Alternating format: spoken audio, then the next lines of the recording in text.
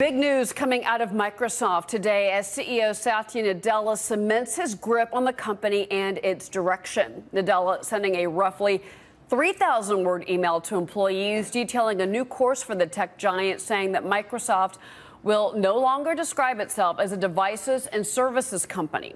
What does this mean for the future of Microsoft? Here with me now, Colleen Taylor and Alex Wilhelm, two TechCrunch reporters who follow the company. Alex, you actually spoke to Nadella earlier today. What did he say? Did he kind of give you a more specific answer about what this company is going to look like?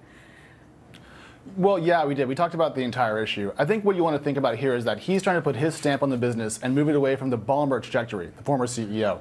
So moving away from devices and services allows them to focus on what he calls productivity and platforms, which is really just the way of saying that they want to use their incumbent advantages and spread this across all platforms, even ones that they don't control themselves. You know, it's interesting, Colleen, because one of the things that he talked about a lot was Xbox. And, you know, there had been a lot of speculation that basically that they were going to spin off Xbox. They were going to get out of that business. And he kind of doubled down on it in the middle of that email today, Colleen. What did you make of that? Were you surprised by his shift there, or I guess his answering the question to all of us?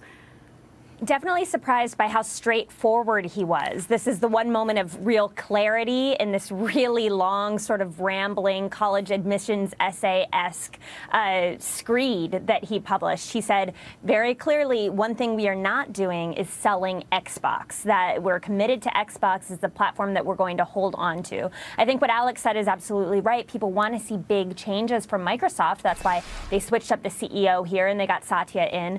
But we're not quite sure yet what exactly that's going to mean, but he seems to be priming us for some big news over the coming weeks. This was a very ambitious letter, but they were never going to sell. Details. They were never going to sell Xbox. Alex, I mean, Colleen, they were never going to sell Xbox. The idea here was that there's always been persistent rumors that they would sell Xbox, they would spin it off, try to generate cash out of it in that way. It was never true. It was never correct. I mean, they just brought Xbox into the larger Windows platform push, and so the idea that they would let it go is ridiculous. It was nice to see it kind of put to bed today, but this was never actually a plan. Well, okay, so then, Alex, I mean, does Xbox, I mean, do you think that gaming goes more mobile? I mean, certainly it seems to me that, you know, the kids are playing on their consoles, or not their handhelds. Is that where we're going with this? I think so, yes. And Microsoft has tried, to some success, to bring Xbox to its Windows Phone platform, but we all know that that's kind of a small effort still, and so it hasn't had a very good push into mobile gaming. But I think it would not be surprising to see them work more on that in the next 12 to 18 months. All right. So, Colleen, question for you. You know, and Alex brought this up, that, you know, this is not quite the Steve Ballmer, you know, this is not the Steve Ballmer company anymore. How does he differ, do you think, from Steve Ballmer? And do you think this is a good thing for Microsoft? I think that he's a little bit more patient. He's a lot more even-keeled. Steve Ballmer was famously this very bombastic personality. Steve Ballmer was a sales guy, and Satya Nadella is a little bit more of a tech guy. And that's what he really wants to turn Microsoft into, a tech kind of company that really smart, elite engineers are going to want to work at as their top choice once again. That used to be the case, you know, about 20 or so years ago, 15, 20 years ago. But since then, that spot has been taken by companies that were led by tech guys like Mark Zuckerberg and Larry Page and Sergey Brin at Google. So I think they want to turn Microsoft into one of those kinds of companies again, a place where elite technological people are going to want to go and build the next big product. Well, you know, and Alex, I'm curious what you thought of the fact that he used this as a communication platform, this 3,000-word email, which of course, you know, is public. What did you make of that style of communication that he used today? It's very unsurprising. He likes to talk.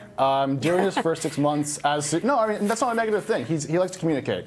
So during his first 6 months, he said many times kind of a full vision for what Microsoft should be. And it's changed as he's learned and kind of moved into the role, but definitely he likes to try to tell people what he's thinking. I think Colleen made a good point. He wants to attract the top talent. And if Microsoft doesn't say, look, this is where we're going, people won't come. But I want to go back a little bit. I don't think he's actually patient. I think he's been so far moving with a lot of rapidity in terms of bringing new products to market, especially, say, Office for iOS.